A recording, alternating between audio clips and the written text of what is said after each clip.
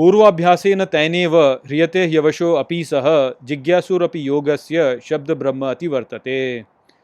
नमस्कार मित्रों, ये जो श्लोक है भगवद गीता के छठे अध्याय का 44वां श्लोक है, जिसे हम आज गहराई से समझेंगे। तो आइए सबसे पहले इसके अर्थ को समझते हैं। तो जो श्लोक है वो कहता है पूर्वाभ्यासेन तैनेव, अर्थात अभ्यास करने के पूर्व निश्चित ही, ह्रियते ह्यवशो अपि सः, अर्थात आकर्षित ही होता है विवश होकर वह, जिज्ञासुरपि योगस्य, अर्थात जिज्ञासु निश्चित ही योग का शब्द ब्रह्म अति वर्तते, अर्थात शब्द ब्रह्म प्राप्त करता है। तो यहाँ पर इस श्लोक में श्री कृष्ण अपनी चर्चा आगे बढ़ाते हैं उसी व्यक्ति के बारे में जो कि योग में प्रयास तो करता है किंतु अपने जीवन में योग प्राप्त करने में विफल हो जाता है और उसकी मृत्यु हो जाती है। तो उसी व्यक्ति के बारे में श्री कृष्ण ने पिछले 3 श्लोकों में तो ये बताया कि वो मृत्यु के पश्चात जो अगला जन्म लेता है वो किसी ज्ञानी व्यक्ति के कुल में जन्म लेता है और वहाँ पर वो योग का ही अभ्यास करता है।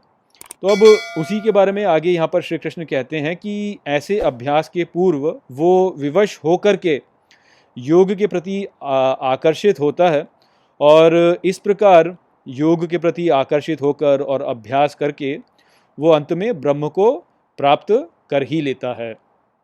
तो यहाँ पर हमें ये ठीक प्रकार से समझ में आ जाता है कि व्यक्ति जो भी प्रयास आत्मज्ञान की ओर करता है वह कभी नष्ट नहीं होता।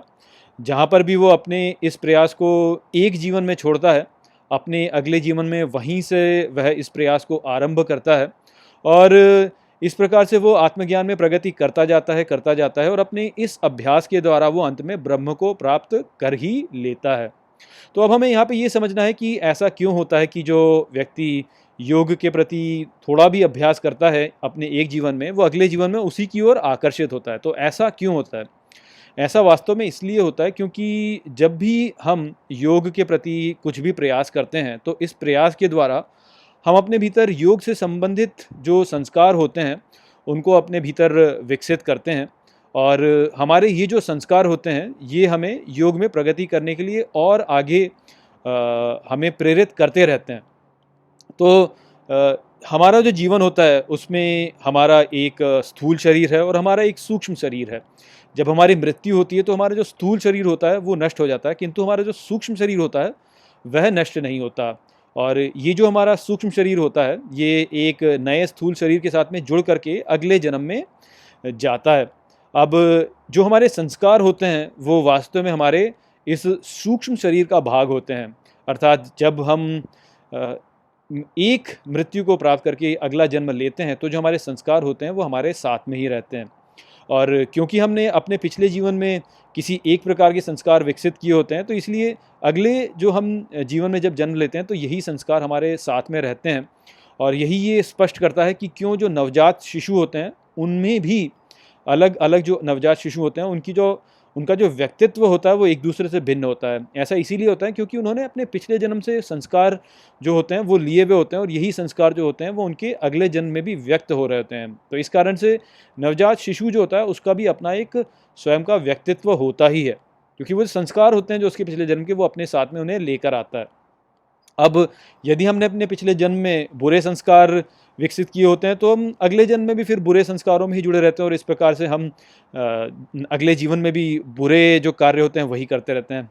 वहीं पर यदि हमने अपने पिछले जन्म में अच्छे संस्कारों को विकसित किया होता है तो यही संस्कार फिर हमारे साथ अपने अगले जीवन में भी आते हैं। और यदि वो योग के संस्कार होते हैं तो हमारे भीतर योग के प्रति ही आकर्षण उत्पन्न होता है अगले जन्म में भी, और इसलिए हम योग के मार्ग में ही प्रगति करते रहते हैं।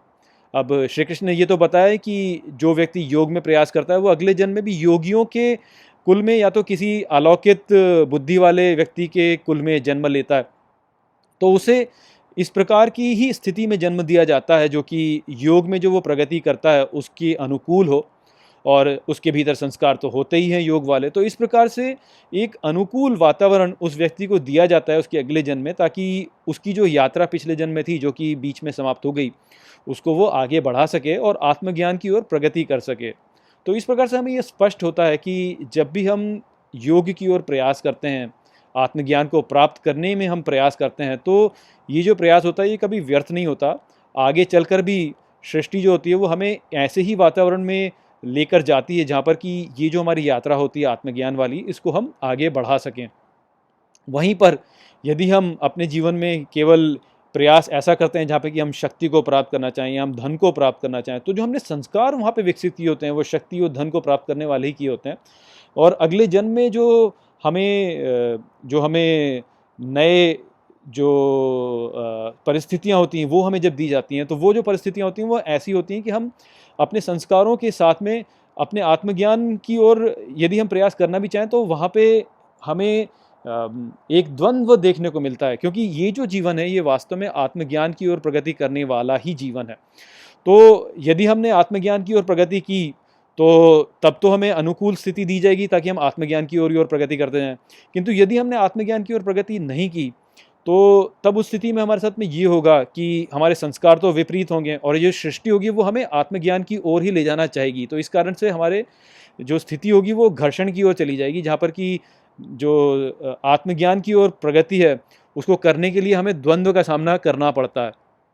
तो वही यहाँ पर श्री कृष्ण बता रहे हैं कि यदि तुम योग की ओर प्रगति कर रहे हो तो तुम्हारा जो अगला जन्म होगा वो इस योग की ओर प्रगति करने के अनुकूल ही होगा, और तुम्हारे भीतर संस्कार क्योंकि वैसे उत्पन्न हो रहे हैं तो तुम स्वयं ही उसकी ओर आकर्षित होते चले जाओगे और तुम्हारा जो प्रयास होगा वो आत्मज्ञान की ओर बढ़ता चला जाएगा और तुम ब्रह्म को प्राप्त कर लोगे। वहीं पर वो व्यक्ति जो कि आत्मज्ञान की ओर प्रगति नहीं कर रहे हैं वो संसार में फंसे रह जाएंगे। सृष्टि तो यही चाहती है कि वो भी आत्मज्ञान की ओर प्रगति करें, क्योंकि किंतु उनके भीतर जो संस्कार होंगे वो ऐसे होंगे जो कि आत्मज्ञान की ओर नहीं है, और इस कारण से वो द्वंद्व में ही फंसे रह जाएंगे। तो यही संदेश था जो कि यहाँ पर इस श्लोक में श्री कृष्ण ने अर्जुन को बताया। आशा करता हूँ कि मैंने इस श्लोक को आपको अच्छे से समझा दिया होगा। चलिए इसी के साथ इस वीडियो को यहीं पर समाप्त करते हैं। नमस्ते। वीडियो को अंत तक देखने के लिए धन्यवाद। यदि आपको ये वीडियो पसंद आया हो तो इसको अपने प्रियजनों के साथ में साझा करें और इस ज्ञान को और फैलाएं। यदि आपके पास कोई भी प्रश्न है तो मुझसे इंस्टाग्राम पर जुड़िए। वहाँ पर मैं हर शनिवार रात को एक लाइव Q&A सेशन रखता हूँ और आप मुझसे वहाँ पर अपने प्रश्न पूछ सकते हैं। जय श्री कृष्ण।